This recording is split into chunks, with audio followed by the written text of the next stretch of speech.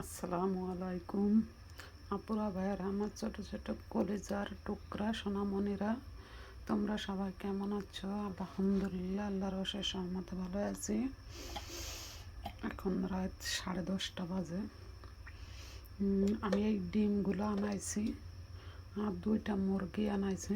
আমাদের পাশে এই যে ফার্ম আছে, মুরগির ফার্ম, ওখান থেকে আমি ওরা আবার দেশি মুরগি পালে, সেখান থেকে এই যে 2টা মুরগি আনাইছি। আর দেশি মুরগি যারা পালে ওখান থেকে এই যে ডিমগুলো আনাইছি। এগুলো সুন্দর করে লিকুইড দিয়ে ভালো করে ধুয়ে নিছি, যেহেতু আমি ফ্রিজে রাখবো, এই জন্য ফ্রিজে ডিমগুলো সুন্দর করে লিকুইড দিয়ে ভালো করে ধুয়ে তারপরে তাই রাখাটা উচিত। যেহেতু পালক থাকে, এর ভিতরে ময়লা থাকে, জীবাণু ছড়াবে, যার কারণে আমি এগুলো সুন্দর করে ধুয়ে নিছি। এখন একটা ডিম শুধু করে এই যে ধোয়ার সময় মনে হয় এখানে এই যে টাক লাগছে। এখানে যেহেতু ডিম নিয়ে আসে, আমি একটা পোস্ট করে খাবো আর 3টা ডিম তাই ভাজি করবো। ভাজি করে আমার হাজব্যান্ডরে অর্ধেক দিব আর অর্ধেক আমার বাইরে দিব। আর আমি এটা পোস্ট খাবো, কারণ হচ্ছে কি যে আমি ভাজা ডিমটা পছন্দ করি না, পোস্টটা পছন্দ করি, কিন্তু ওই যে পেঁয়াজ মরিচ দিয়ে ভাজাটা ওটা আমার পছন্দ না। তো এখানে কত শাক, আমি সবগুলো ভালো করে পরিষ্কার করে ধুয়ে নিছি। দেখো পোকা থাকে, এর মাঝে কিন্তু পোকা থাকে। তোমরা যারা রান্না করো সাবধানে দেখে নিবা। আমি একটা একটা করে আগে বেছে নিছি, বেছে তারপরে তো ধুইছি। তারপরও আমি 2টা পোকা পাইছি পানির ভিতরে।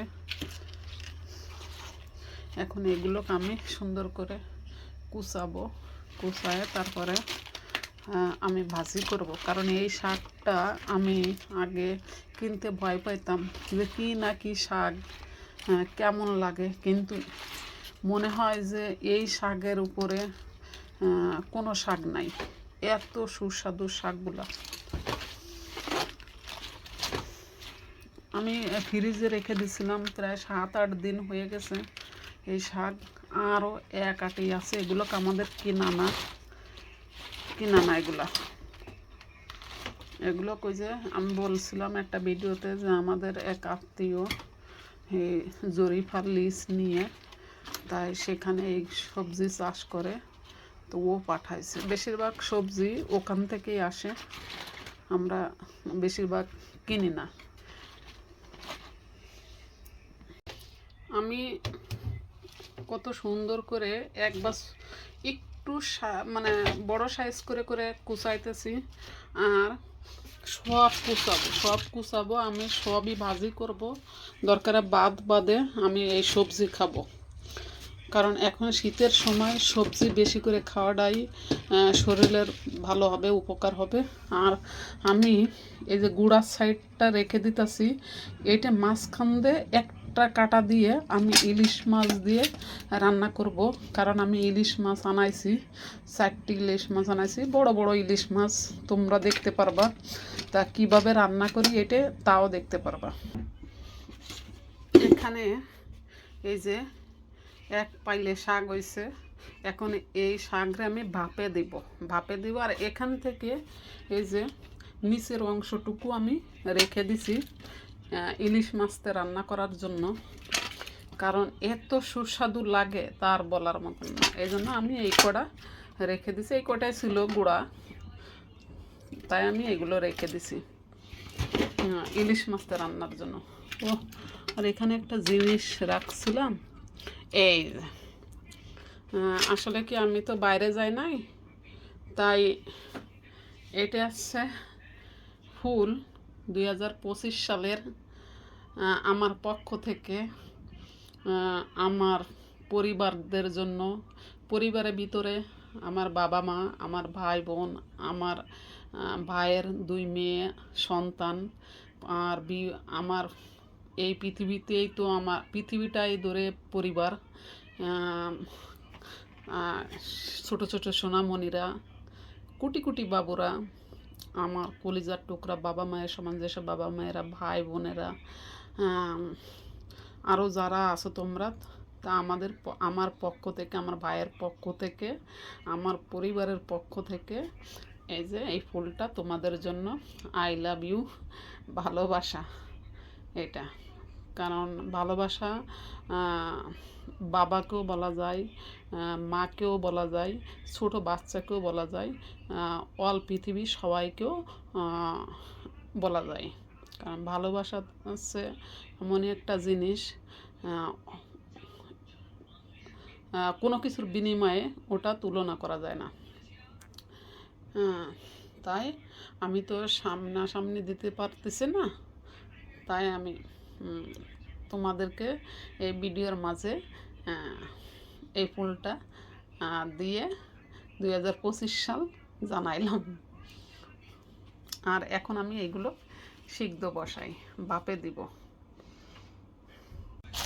আমি ওই দিন সাফারি মল থেকে এই মাছ, চিংড়ি মাছ, একটু বড় সাইজ আছে, 3 কেজি মাছ, এখানে 3 কেজি চিংড়ি মাছ নিয়ে আসছিলাম। কিন্তু কাঠটার অভাবে আমি ঠিক মতন ফ্রোজেন করতে পারি নাই। আগামীকাল এগুলো সব ভিজায়ে ফ্রোজেন করব সুন্দর করে, ওই যে পানি দিয়ে, তাহলে মাছটা শুকাবে না। আর চিংড়ি মাছের স্বাদটা থাকছে অনেক সুন্দর। আনা আছে, এই 2 দিন আগে আনা হয়েছে এই মাছটা, যার কারণে ছাড়ানো যাইতেছে। এই যে হাত দেবেন না কখনো, তোমরা সবাই হাত দিবা না, কারণ হাত দিলে এই কাটা বিঁধে যাবে। তাই এই চাকুর সাহায্যে উঠানোর চেষ্টা করবা তোমরা। এই যে এইভাবে চাড় দিলে উঠে যায়।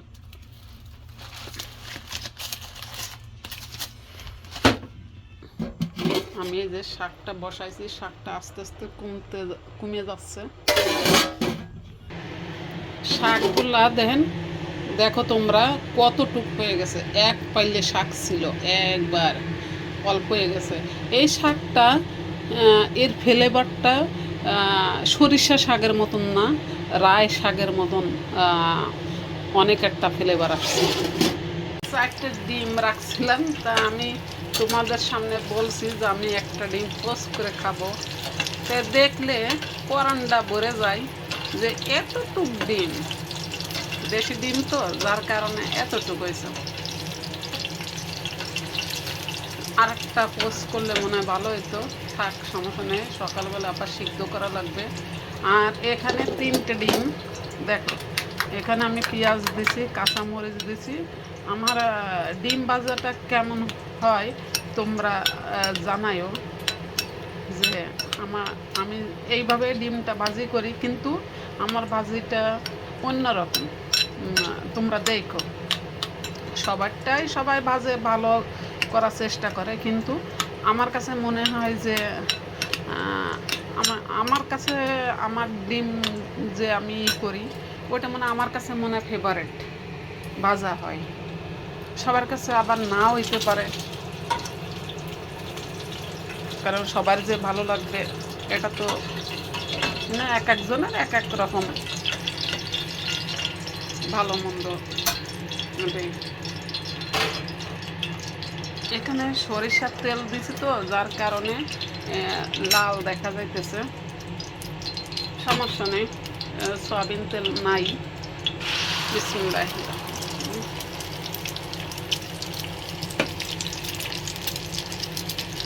এখন আমি এই ফ্রাই প্যানের হাতুলি ধরে এইভাবে একটা ঝাঁকুনি দিলে সব সাইড সমান হবে। এখন আমি কি করব, একটু চুলার আঁচটা কমিয়ে ঢাকনা দিয়ে ঢেকে দিব। আসলে আমি 1 টুকরো খাইছি, আর 2 টুকরো আছে। এই নরম ঢলঢলা এরকম পোস্ট আমার কাছে ভালো লাগে। এত সুন্দর আল্লাহর নিয়ামত, মাশাআল্লাহ। দেশি ডিমের কোনো তুলনাই হয় না, মাশাআল্লাহ। এ সাইডে আমি ডিমটা দেখব কোন পর্যায়ে আছে। এই যে উপরে যেটা দেখছো এটা তেল হয়ে যাও।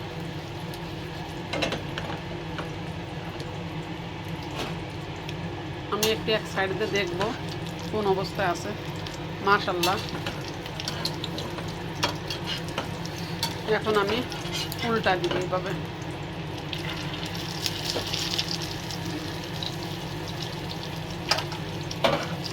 ডিমটা দুইজনে খাবে, যেহেতু আমি একটা পোস্ট খাইছি আর খাবো না। আর এই ভাজিটা শুধু ওরা দুইজনেই খাবে, আমার ভাই আর আমার হাজবেন্ড। কারণ ও এই ভাজি পর্যন্ত অপেক্ষা করবে না, ও চলে যাবে। আমাকে তাগেদা দিচ্ছে যে আপু আমি চলে যাব। ও খাবার জন্য আসছে। ওকে তারও সবজি তরকারি আছে, ওটার সাথে এটে মিলাই খেয়ে চলে যাবে। আর আমি ধীরে সুস্থে এই যে এই মাছটা পরিষ্কার করে নিব। পরিষ্কার করে আমি রেডি করব ভাজিটা। আমি ওই সাইড উল্টাই এই সাইড দিছিলাম আর এই সাইড উল্টাই দিছিলাম। এখন আমি এটারে মাছ বরাবর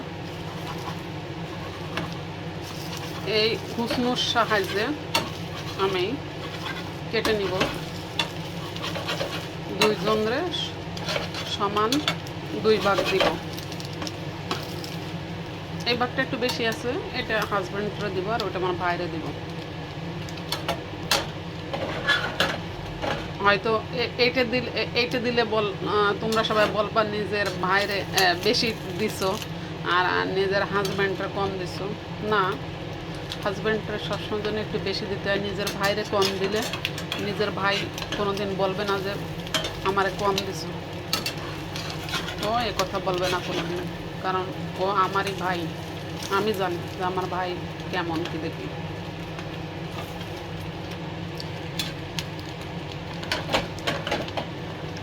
তোমরা সবাই দেখো ডিম ভাজিটা কীরকম হয়েছে, তোমরা জানাবা।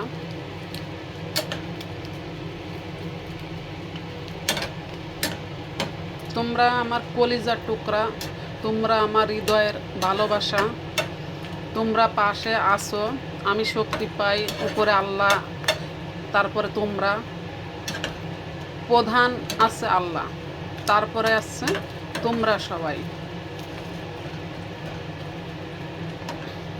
এখন গ্যাসটা অফ করে দিব। এই যে আমার ভাইয়ের জন্য ভাতটা রেডি করলাম, সবজিটাও নিয়ে যাব।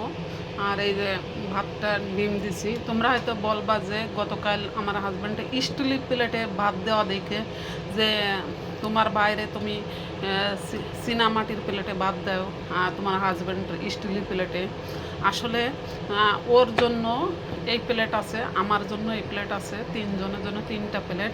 তারপরে ও ছোট প্লেটে খাইতে পারে না, এই জন্য ওই স্টিল প্লেটটা আনা হয়েছে হাজব্যান্ডের জন্য। তাই ওকে ওনাকে আমার হাজব্যান্ডকে ওই স্টিল প্লেটে, বেশিরভাগই স্টিল প্লেটে উনি খেতে পছন্দ করে, এই আর কি, তাই ছাড়া কিছু না।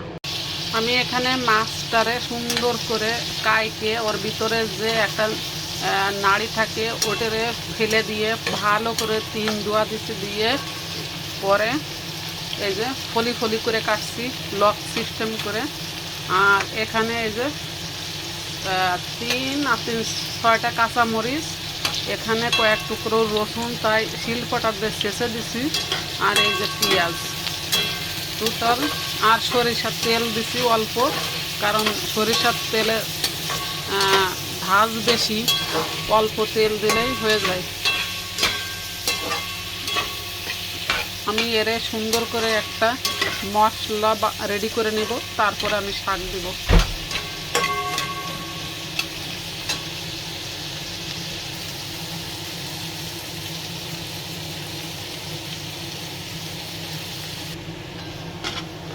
এখানে একটু পানি দিছি, একটু হলুদ দিছি, আর 1 চামচ জিরা ধনিয়া গুঁড়া মিলাই 1 চামচ দিছি। এখন এর আমি ভালো করে শুকাই নিব, আর এদের কষানি হয়ে যাবে শুকনা শুকনা। পরে আমি শাকটা দিয়ে দেব, কারণ শাকটা মজার শাক, মজা করে যদি না ভাজি করি তাহলে শাকের মান সম্মান সবই শেষ।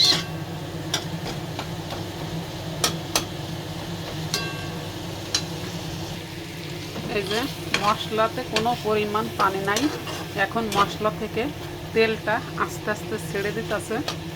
এর মাঝে আমি এই যে শাকগুলো দিয়ে দেব। মাশাআল্লাহ অনেক সুন্দর শাক, সেই সুন্দর শাক মাশাআল্লাহ। অনেকগুলো শাক হয়েছে। এখন আমি এরে সুন্দর করে উপর থেকে নিচ, নিচ থেকে উপর করে নাড়াচাড়া দিব, সমস্ত মশলাটা শাকের সাথে মিশাই দিব। এখানে হয়তো তোমরা বলবা যে শাক ভাজিতে কেউ টমেটো দেয়, তোমরা স্কিপ করবা, কিন্তু মশলাটা যখন রেডি করবা আমার মতন করে, তখন একটা টমেটো কেটে দিয়ে তারপরে মশলাটা কোনো ঝোল থাকবে না, একবার শুকাই কড়া মশলা করে তারপরে এইভাবে শাকটা ভাজি করে খাইবা, দেখবা সেই একটা স্বাদ। এখানে এই যে শাকের এই যে আমি পানিটা কিন্তু ফেলে দিছি, এই যে পানির নিচে পানি জমছে, কিন্তু তারপরও এই যে এটা একবার টাইনে যাবে, দেখো লাস্ট পর্যন্ত।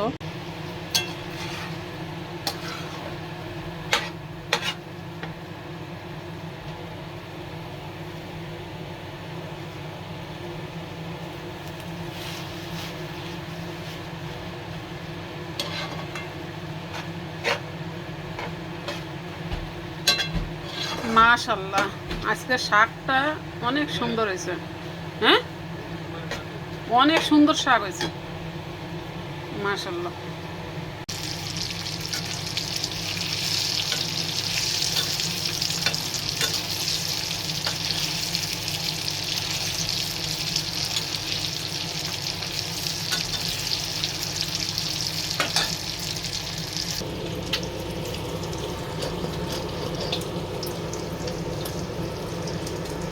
এখানে দিচ্ছি আছে দুটো এলাচ, একটু দারুচিনি আর 4টা কাঁচামরিচ, এই দিয়ে আমি সুন্দর করে বেটে নিছি। ও তারপরে দিচ্ছি আছে রসুন, 3 কোয়া রসুন বাটা, আর আছে 1 পিস আদা বাটা।